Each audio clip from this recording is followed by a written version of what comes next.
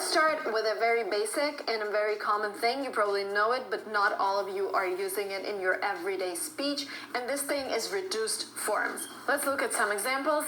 Instead of want to, you say wanna. I wanna know. Wanna know what? I wanna go to London. I wanna study in the US. Because when you say, I want to study in the US, it sounds a little weird. It doesn't have this natural flow. So with these reduced forms, you're getting this natural flow to your language. Let's look at another example, and please go ahead and try saying stuff together with me. I'm going to wash the car, but you're gonna say, I'm gonna wash the car. I'm gonna go wash up.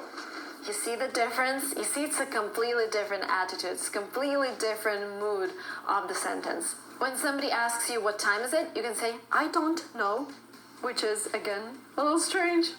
You say, I don't know. I don't know. And this D is actually replaced with R. I don't know. You're not saying D. You don't say I don't know. You're saying I don't know. It's like, I don't know. Yeah, it's weird, but this is how it works with the language. I don't know. Try it. Listen, I don't know and I don't care. Yes. And last but not the least, got to versus gotta. I gotta do my homework instead of I got to do my homework. You gotta fix it. By the way, you can say, I got to do my homework if you decide to speak British English. And this is my tip number 2. You need to decide which accent you want to adopt. Because you can speak British English, you can speak Canadian English, you can speak Australian English, you can speak American English.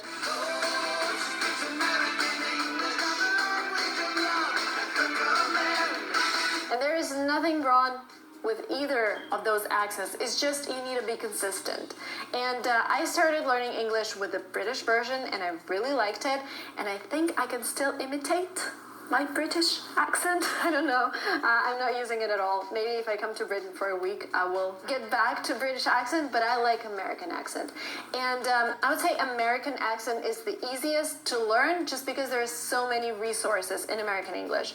I try to speak with an American accent. There are a lot of YouTubers out there. If you take top 20 YouTubers, I think all of them will be from the US. I'm going to be surprising my best friend Shane. Canadian accent is supposed to be the easiest to understand.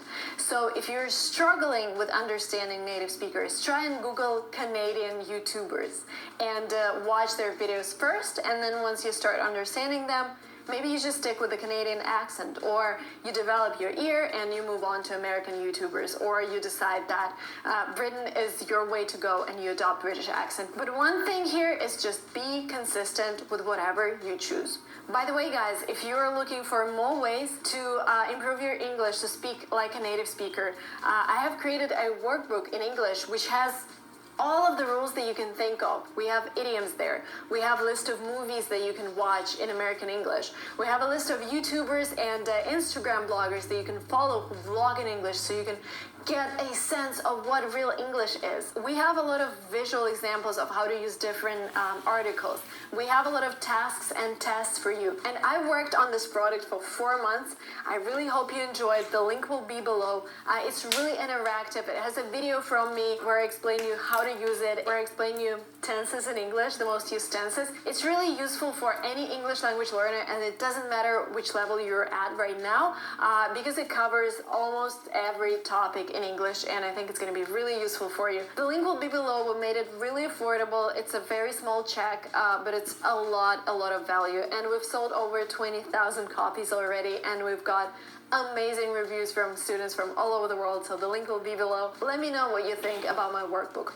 Now the next is learn to ignore fillers and also learn to use them. Let's take a look at a list of common fillers. Actually, anyway, basically, by the way, by the way, with I have a very interesting story. When I was reading a book, and they had this there, and I was like, what does that mean? And I started digging it up in the dictionary, and I couldn't find it, and then I started Googling it, and then I realized this is just a way to write the sound It took me some time. And if you encounter one of those filler words, don't try to translate them, just ignore them. And this is your way to understand native speakers. At the same time, if you need time to think during your speech, please feel free to insert them to get some extra time to think what you're going to say next. Let's look at some other examples of filler words. I mean, incidentally, in fact, obviously, well, you know. Let's look at the sentence with filler words. By the way, I saw Mark yesterday. So obviously I said hello to him, but he basically ignored me. You see, we have a lot of filler words here that don't really affect the meaning. They just there for somebody who said the sentence to take some time to think about what's going to be next. Let's remove all the filler words and look at the sentence once again. I saw Mark yesterday. I said hello to him, but he ignored me. 13 words instead of 20 words. You see, it makes a lot of difference, especially if you're struggling to understand things. You just omit them and you go ahead, you save your time. You don't panic because you don't understand every single word. The next important thing, contractions. Contractions is also something to do with delivery, but we're talking about contractions in language. I am. Instead of I am hungry, you say I'm hungry.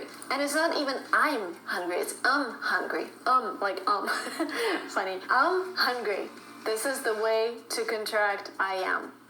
I'm hungry. You say I'll instead of I will. I'll do that. I'll pick it up. I'll be back. But please don't use this contraction with names. You can't say Kate will do that. Kate will do that. The only way to say will with names is to say the whole thing. Kate will do that. You cannot use contractions with names. Instead of do not, you say don't. I don't like it. It's just the way to speed up your speech. I don't like it. Try and say to yourself, I don't like it. I don't like it. I've instead of I have. I've got your back. I've done this before. I am. I've got your back. And I'd instead of I would. I'd like to join you. I'd like to stay home. I'd like to know. Pay attention to stress in your speech. What you notice right now is that I've emphasized the word stress because I want your attention on this word. Pay attention to stress.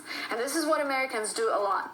They either slow down when something important is going on, or they make their voice louder when they want to emphasize a word, or they just raise their intonation when something is really important. You see how I highlighted really with my speech. So that's also a hint for you to understand natives. They would always highlight the most important word with their intonation or loudness of their voice.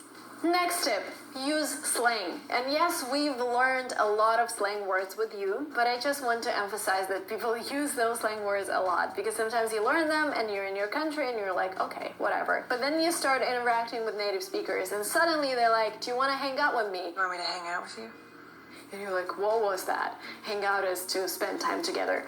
Oh, we had a blast yesterday. It was an amazing party. We're gonna have a blast. And you're like, what does that mean? To have a blast means to have fun.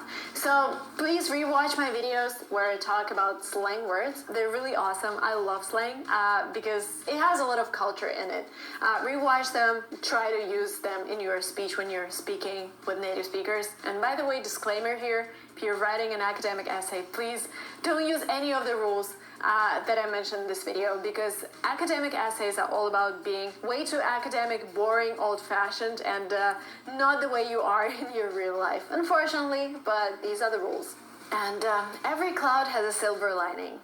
If you know what I mean, then you've learned different idioms and proverbs and sayings. And this is another important thing to do when you're learning a foreign language. Always, always, always learn the idioms. Because if somebody says, I'm feeling under the weather, and you're like, what does that mean? Because you can't figure out from just reading this idiom what it means. Because to feel under the weather means to feel bad. But how are you supposed to figure it out? If it's sunny outside, if the sun is shining, and if the weather is amazing, how can feeling under the weather be a bad thing? But it is. A little under the weather this morning. Let's play by ear. What does that mean? How can we play by ear? The only way to understand it is to learn it. To play by ear means to look at circumstances, look at what's going to happen, and then decide based on those things. Let's play this one by ear. So there's so many idioms and proverbs and sayings that I urge you to learn. Again, I have a lot of videos on that, and you can rewatch them. Thank you so much for watching this video up to the very end, guys. And if we want to be more proficient in English, if we want to sound like natives, we're gonna say